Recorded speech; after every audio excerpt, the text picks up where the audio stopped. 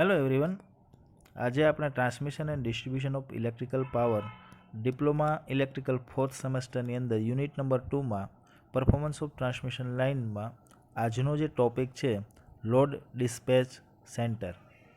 તો load dispatch સેન્ટરની જો વાત કરવામાં આવે તો સૌથી પહેલાં લોડ ડિસ્પેચ સેન્ટર શું છે એ આપણે સમજવું ખૂબ જ જરૂરી છે. હવે સૌથી પહેલાં આપણે થોડુંક બેઝિક સમજીએ, એના પછી આપણે ડીપમાં આગળ વધીએ. હવે ઇલેક્ટ્રિકલ પાવર જનરેશન અને યુટિલાઇઝેશન જે છે એનો વ્યાપ શરૂઆતના ગાળામાં આપણે જોઈએ તો ખૂબ ઓછો હતો, જનરેશન અને યુટિલાઇઝેશનનો. બટ શું થયું, આગળ જતાં સિસ્ટમ આઇસોલેટ થતી હતી, એટલે કે અલગ અલગ શહેર કે ટાઉન માટેની વીજ જરૂરિયાત જે છે એ તે શહેરમાં આવેલ પાવર સ્ટેશન દ્વારા સંતોષાતી. એ પછી શું થતું કે સમયાંતરે શું કહેવાય ઇન્ડસ્ટ્રીયલાઇઝેશન થયું, એટલે કે ઔદ્યોગિકરણ થયું, અને આધુનિકરણને લીધે આપણે ડિમાન્ડ જે છે એમાં ખૂબ જ વધારો થવા લાગ્યો, અને એનાથી પાવર સિસ્ટમ જે છે ને આપણી થોડી કોમ્પ્લિકેટેડ થઈ ગઈ, એટલે કે આમ જોવા જઈએ તો વિશાળ બનવા લાગી. અને આની સાથે સાથે જે રિલાયબિલિટી વધારવા માટે તથા જે જનરેશનનો કોસ્ટ જે છે એ ઓછો કરવાના હેતુથી આપણે શું કર્યું તો કે ઇન્ટરકનેક્ટેડ જે સિસ્ટમ જે છે એ આપણે અસ્તિત્વમાં આવી. સાંભળજો બરોબર, આ લોડ ડિસ્પેચ સેન્ટરને આખી શું માહિતી છે.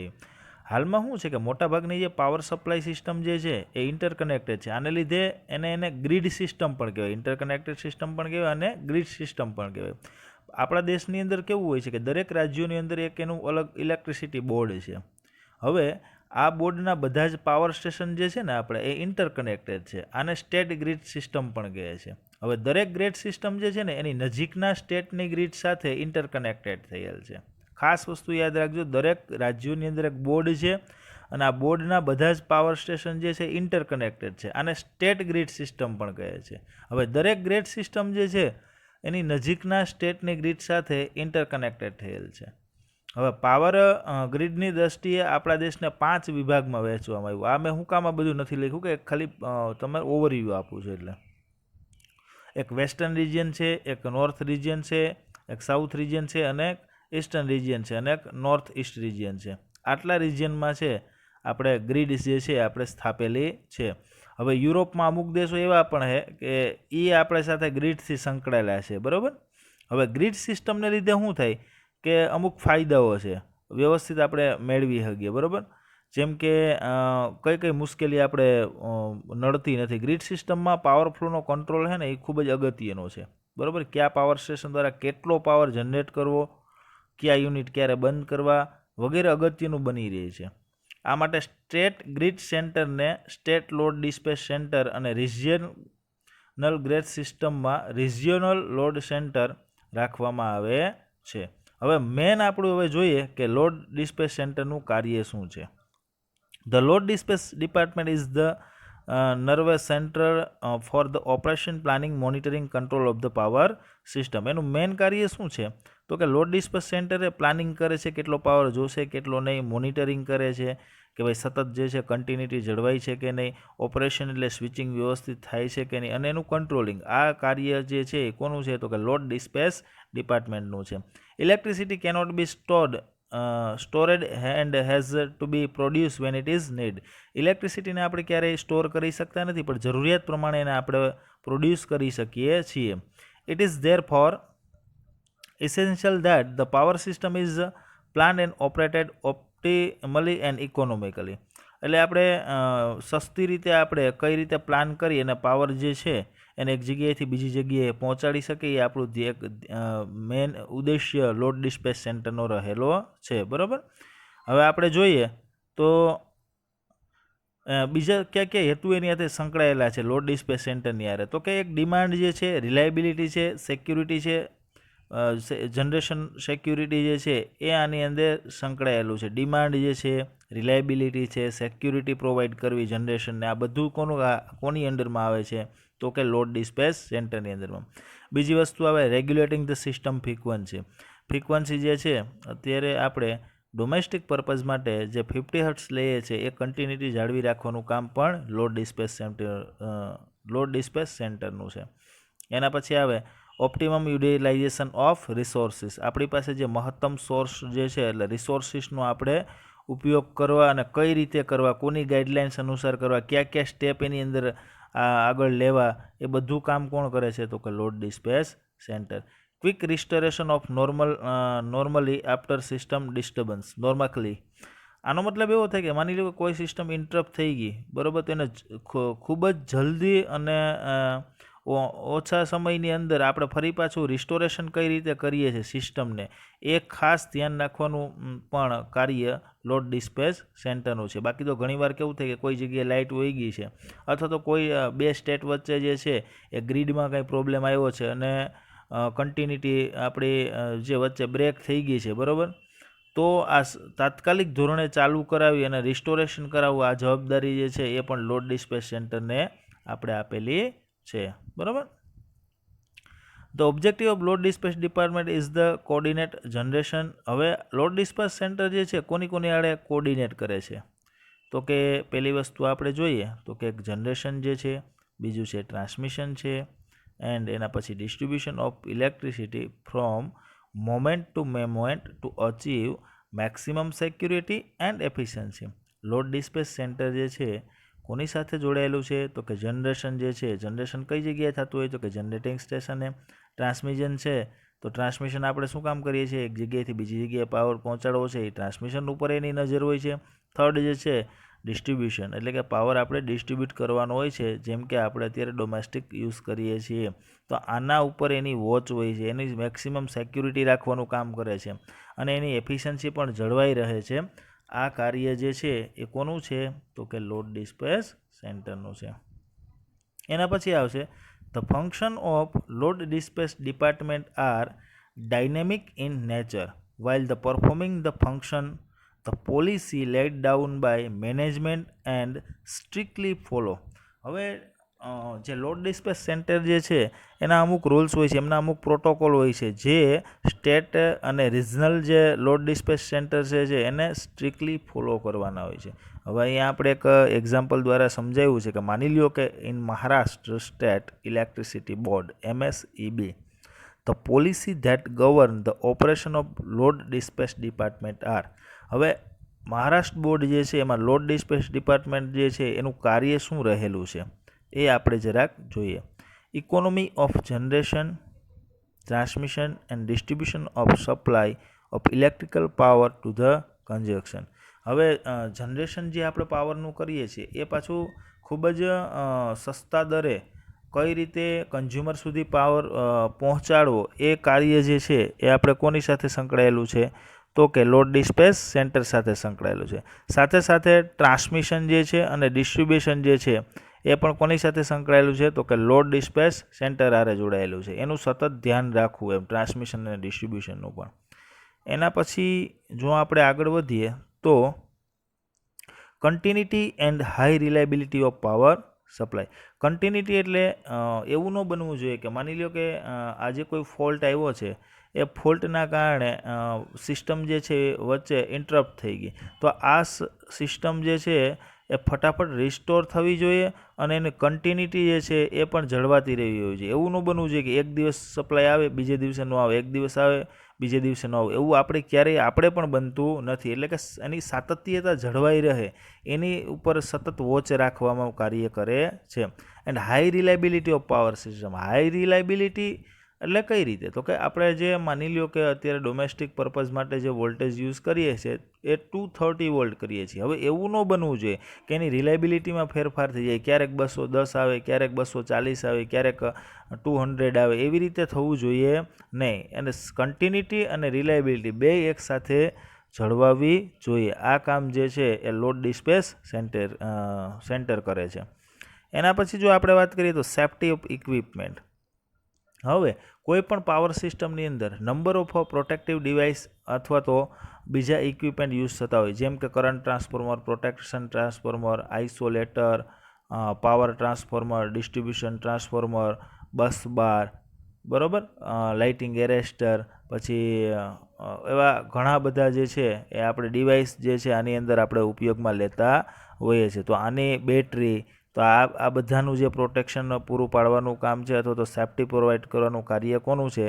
તો કે લોડ ડિસ્પેચ સેન્ટરનું છે. બરાબર. હવે આપણે જનરલી બ્લોક ડાયાગ્રામ આપણે જોઈ લઈએ લોડ ડિસ્પેચ સેન્ટરનો. સૌથી પહેલાં લખેલું છે central load dispatch centre. Central load dispatch centre પછી છે આપણે રિજનલ લોડ ડિસ્પેચ સેન્ટર. એના પછી આવશે સ્ટેટ લોડ ડિસ્પેચ સેન્ટર. એટલે જે આપણે લોડ ડિસ્પેચ સેન્ટર જે છે 3 પાર્ટની અંદર ડિવાઈડ થઈ ગયેલું છે. પહેલું છે સેન્ટ્રલ લોડ ડિસ્પેચ સેન્ટર, એના પછી આવે રિજનલ અને એના પછી આવે સ્ટેટ. બરાબર. રિજનલમાં આપણું ગુજરાત હોય, આપણે જે રિજનલમાં આવતું હશે એ પ્રમાણે એના રૂલ્સ બધા જે છે આપણે રિજનલમાંથી જે કંઈ ગાઈડલાઇન્સ આવશે એ પ્રમાણે એ ફોલો કરશે. હવે જો રિજનલ લોડ ડિસ્પેચ સેન્ટર કોની જોડાયેલું છે?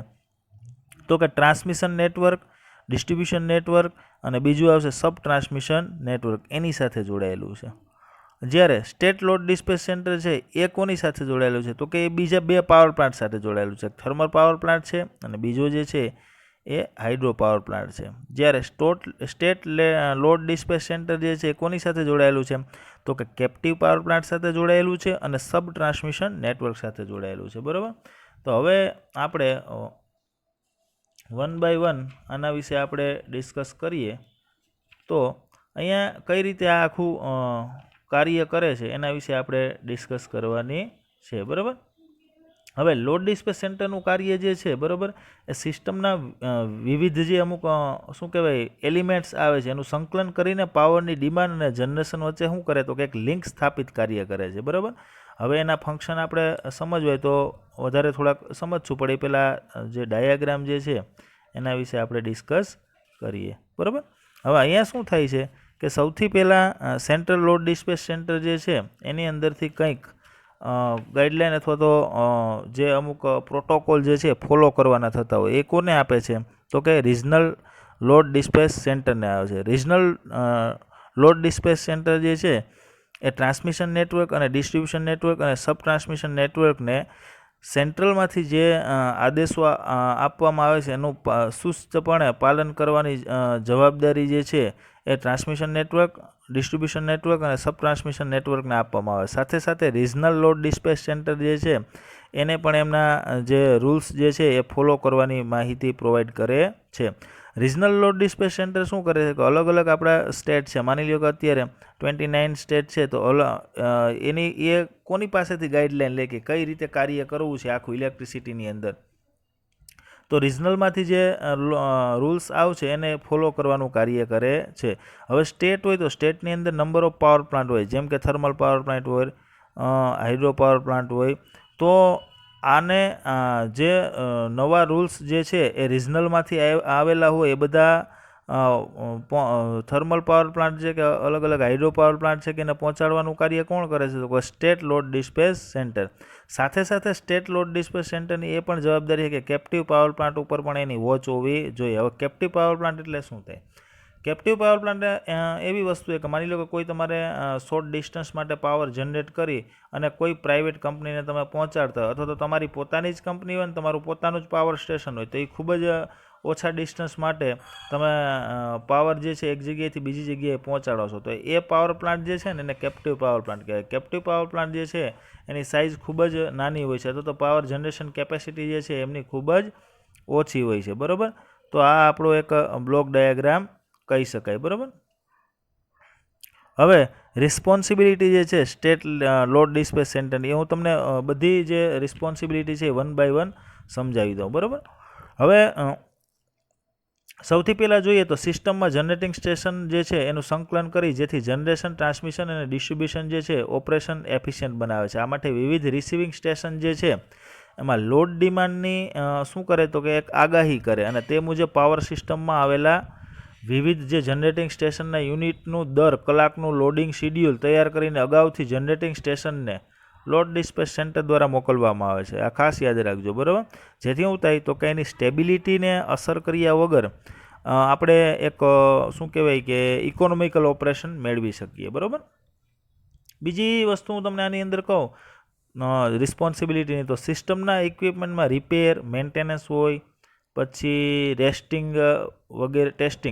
વગેરે માટેના જે વ્યવસ્થા જે કરવી એ પણ લોડ ડિસ્પેચ સેન્ટરની રિસ્પોન્સિબિલિટી છે. પછી સિસ્ટમની અંદર માની લો કે ટ્રાન્સફોર્મર હોય, સર્કિટ બ્રેકર હોય, ટ્રાન્સમિશન લાઇન છે, ટાઇલ લાઇન છે, એનો મેન્ટેનન્સ છે, રિપેરિંગ કરવા, પછી ક્યારે લોડનું શેડ્યુલ બનાવવું, ક્યારે બંધ રાખવું, આ બધું જે છે એનો કોની જવાબદારી છે? તો કે લોડ ડિસ્પેચ સેન્ટરની જવાબદારી. પછી સ્વિચિંગની સૂચનાઓ આપવી, ક્યારે બંધ કરવું, ક્યારે ચાલુ કરવું, આ પણ કોના હાથમાં છે? તો કે લોડ ડિસ્પેચ સેન્ટરના હાથમાં. સાથે સાથે ફ્રીક્વન્સી જે છે એની રેન્જ 49થી લઈને 50.5 હર્ટ્ઝ સુધી એની વચ્ચે જે છે એ આપણે સતત મળતી રહે એનું એક ખાસ જે છે એ ધ્યાન રાખવાનું હોય છે, બરાબર.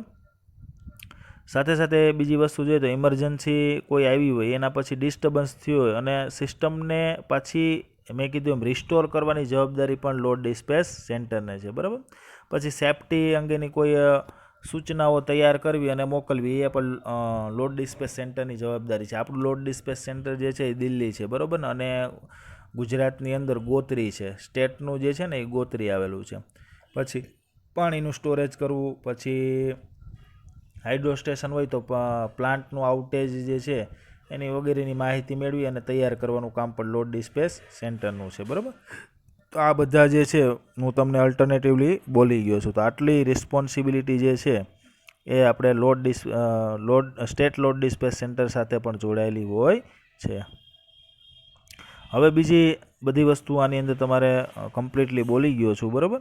પણ ખાસ એક વસ્તુ યાદ રાખજો, આમાં કદાચ ઘણીવાર એવો ક્વેશ્ચન પૂછાતો નથી, પણ અમુક જે એલિમેન્ટ જે છે એ આમાં યુઝ થતા હોય છે લોડ ડિસ્પેચ સેન્ટરની અંદર, જેમ કે ટેલિમેટ્રી અને કોમ્યુનિકેશન જે છે, પછી ડેટા એક્વિઝિશન અને કંટ્રોલ માટેના અમુક હોય, એના માટે માસ્ટર સ્ટેશન છે, કોમ્યુનિકેશન ચેનલ છે, રિમોટ ટર્મિનલ યુનિટ આવે, પછી એક આવે આપણે એમ કહી શકાય કે સેન્ટ્રલ પ્રોસેસિંગ યુનિટ આવે કે જેની અંદર મેમરી છે, પછી બીજું એક ઇનપુટ આઉટપુટ ડિવાઇસ હોય. આ બધીની અંદર આપણે લોડ ડિસ્પેચ સેન્ટરની અંદર ઇન્ક્લુડ કરી શકીએ. પછી લોડ ડિસ્પેચ ટેકનિક છે કે એની અંદર આપણે લોડનું ફોરકાસ્ટિંગ કરી શકીએ, લોડનું શેડ્યુલ બનાવી શકીએ, સિસ્ટમનું રેગ્યુલેશન કરી શકીએ, સ્વિચિંગ પ્રોસેસ કરાવી શકીએ, લોગિંગ કરાવી શકીએ. તો આ પણ બધું લોડ ડિસ્પેચ સેન્ટર સાથે સંકળાયેલું છે. પણ ખાસ તો તમને જે છે એવું જ પૂછી શકે કે what is the load dispatch centre, અને એનો ડાયાગ્રામ ડ્રો કરી અને સમજાવો, આવી રીતે તમને પૂછાઈ શકે, બરાબર. તો આ આપણું પરફેક્ટ તમને લોડ ડિસ્પેચ સેન્ટર હવે સમજાઈ ગયો છે. મેન તો એની 3 જ વસ્તુ છે કે એક પ્લાનિંગ, ઓપરેશન, મેન્ટેનન્સ, બરાબર. પછી ડિમાન્ડ જે છે એ જળવાઈ રહે, પછી ફ્રીક્વન્સી ઉપર વોચ રાખે, નવા રૂલ્સ હોય તો એ સ્ટેટ અથવા તો રિજનલને પહોંચાડવાનું કાર્ય કરે, બરાબર. અને ત્વરિત કોઈ ડિસ્ટર્બન્સ થયું હોય તો એને રિસ્ટોરિંગ કરવાનું કાર્ય પણ કોણ કરે? Load dispatch centre. એક લાઇનની અંદર આની જો ડેફિનેશનની વ્યાખ્યા આપીએ તો આખી ઇલેક્ટ્રિસિટીના કંટ્રોલિંગ માટેનું જે વોચ રાખવાનું કાર્ય જે છે એ લોડ ડિસ્પેચ સેન્ટરનું છે.